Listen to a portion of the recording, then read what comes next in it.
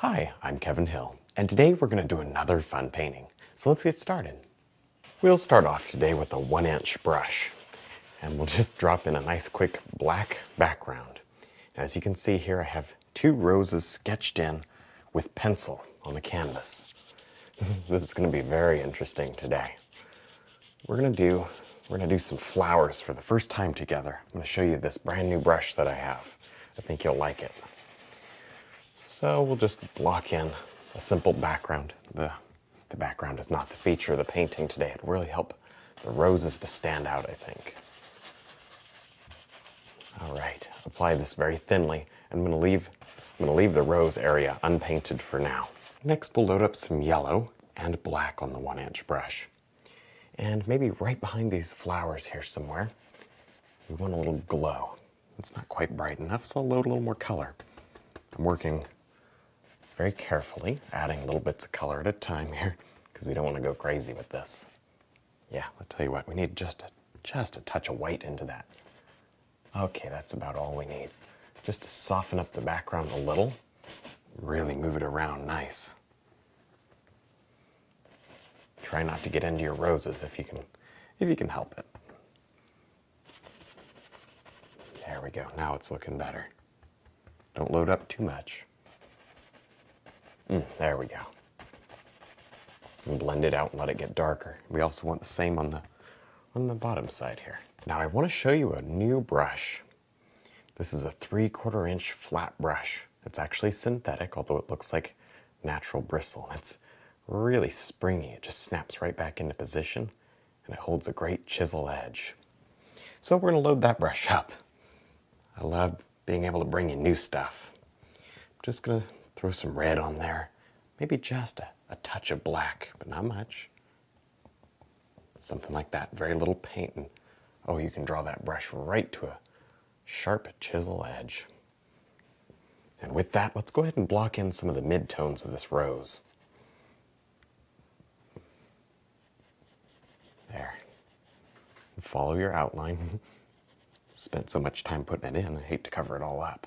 So I'm gonna kind of follow my sketch, because otherwise it's very difficult to put the petals where they're supposed to be.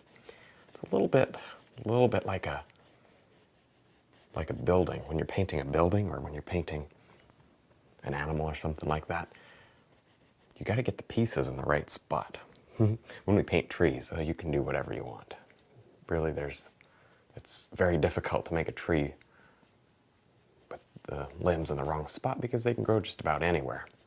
But on this rose, they're all very similar, and they have a certain structure we have to follow. And this is just the mid-tone. This is not the shadow, and it's definitely not the highlight.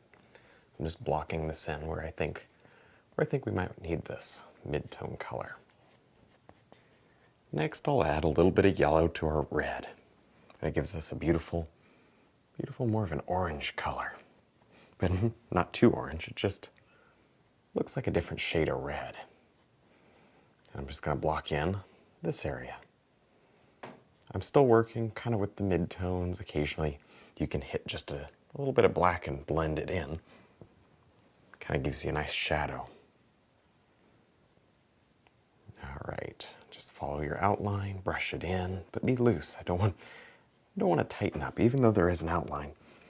It's not important that you follow it perfectly. It's more just to get the petals in the right spot. There. And it's very, very important here that you work from each flower. So you got to bounce around, otherwise you'll never get them to match. Now, even though we're not done blocking in the rose, we can take just a little bit of black, load it up with a chiseled edge on the brush. We can drop in some subtle shadow areas. Maybe not so subtle. Actually, we want some beautiful, beautiful contrast areas. So you can kind of cut in like this and then feather it. You can always use your little soft hair blender. I may get that one out later. Kind of soften up some of these areas if you're having trouble making a transition between light and dark. You have the freedom to use whatever brush you need to. Now with our little soft hair blender brush, I want to hit a couple of these areas that look a little hard. There's a little spot of light right here. So I'm just going to soften that very lightly. Same over here, just soften it. Don't touch the edges. I love these crisp edges. Wipe the brush off. See this light area? We want to blend that in a little. Some of those shadows. All right, and I don't know, this little petal right here, maybe we'll just sort of sweep over them. In these larger areas, try to go with the direction of the petal. All right, otherwise here on the smaller ones, you kind of have to do little circles, or it's just going to smear too far. Don't want to get out of control. All right, step back from your painting because it's so hard to see up close. Maybe this spot. And don't get rid of all the hard edges. We do want some. They give it interest and a little extra contrast. Now I'll bring the 3/4 inch brush to a nice sharp chisel edge. And this is just red with the tiniest touch of yellow in it. I'm going to block in some of the petals here. I think I'll start in the back. In flower painting, I'm not sure that it really matters too much where you start. Kind of just pick out the petals and throw them in. It's really not, it's not that hard.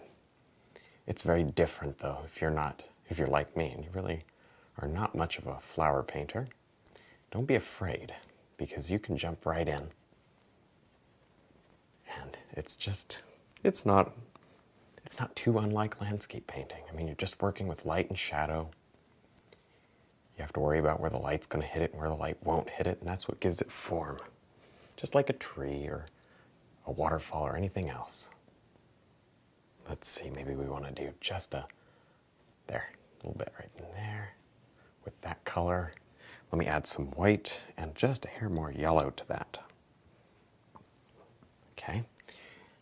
And with that, let's hit the top here. That's a petal that's sort of on the back. On the back and leaning forward and over.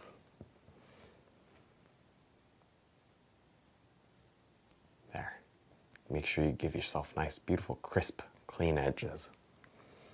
And then when you highlight, you're going to want to use a very bright color, even more than this. We're going to want to hit it with some white. And I do this. I'm just working back and forth between the mid-tones, and then I occasionally will pop a highlight in just so I get a feel for where we're going. Now I'll load up the brush with a little bit of white and some red and touch of yellow.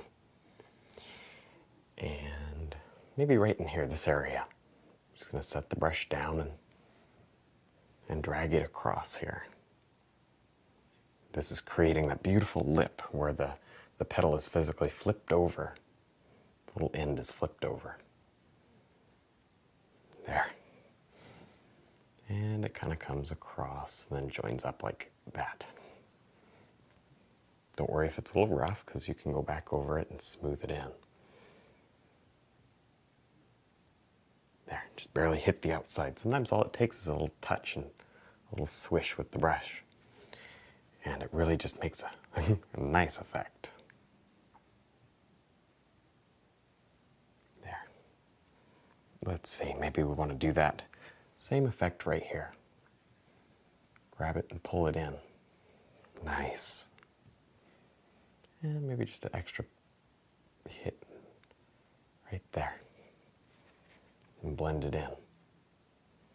You can work with your flowers for a very long time, creating all these beautiful little details, but you don't have to spend too long. Maybe there's some light back here. You can do it reasonably quickly.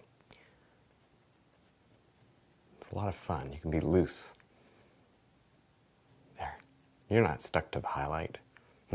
You're not stuck to your outline. You can go and make a new shape if you want to. Now back to our blender brush. We can do a little bit of softening just here and there. Some of these edges are a little clumpy. So we'll just sort of brush them very carefully. Now you see this area, maybe some in there, and I want to throw that out of focus. So I'm just going to brush over the edge like that. Sweep over it, maybe a little out of focus down here. And the reason I'm doing that, I know it's kind of odd, the reason I want to do that is because if the entire flower is in focus, it's almost competing for your attention. This way the edge, some of the edges are out of focus and you just look right there and toward the center. So that's why. Maybe I'll just sort of hit that one, but you don't want to overdo it either. That's about all we need. Maybe just a bit of blending to this edge. Just sort of pick out the areas that you feel are hard and go right over them. Next, I'll load up our 3/4 inch brush with some yellow, a touch of green, and white to brighten it all up. And let's just begin working on some leaves here. Start by giving yourself a little line. And I think maybe the most effective way is here to just start and pull toward the back. You do have to angle your strokes toward the back or it just doesn't work right. It's okay to have a nice kind of a scalloped edge. That's good. And maybe these leaves are, they're very bright. So we really want to paint them that way. We can add in the little details later. Okay. Touch of the dark green. So you work that in. Very dry though. You don't want to get this paint wet because then you don't have as much freedom to make adjustments. I can go over this several times before it starts to get muddy. Now with dark on one side and a light green on the other side, let's go ahead and we'll start right about here. And we're just going to pull down a little stem and then let it fade right off. We'll maybe blend that in later. We can just leave it like that actually. Looks pretty good. And then maybe right over here, a little dark. There's no light on it now and I can kind of make it slightly larger. There, the stems are not the focus of the painting. They're just there because they have to be. It would look a little strange having the flowers just floating. There, maybe over here. I have an idea. Let's do this. Let's make these little things that go under. I sort of left space open for them. This is where the flower attaches to the stem. It has this beautiful little structure that it's hooked to the stem. I'm not an expert in flowers. I'm just getting started here, floral painting, but it's a lot of fun. I hope you're enjoying it. I think we'll do some more of it. Maybe even get some instructional material out for you. Shows a little more detail on how to paint these roses. Maybe one of those how-to DVDs. Let me know if you're interested in seeing more flowers. We can also do buildings and a lot of other things with this brush. It opens up a lot of new possibilities. All right, well, I think we're done. I had a lot of fun. I hope you did too. Don't forget to check out my website, my DVDs, and also my brush line. And thanks for watching.